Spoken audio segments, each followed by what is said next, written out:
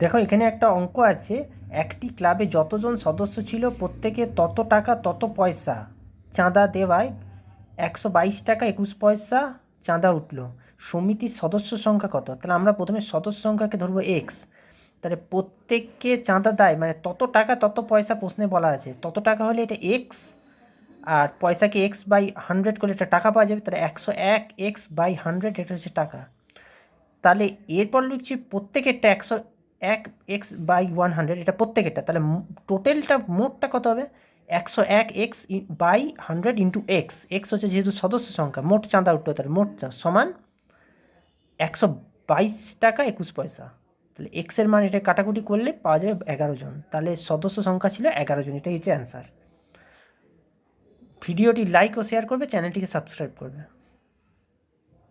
Thank you.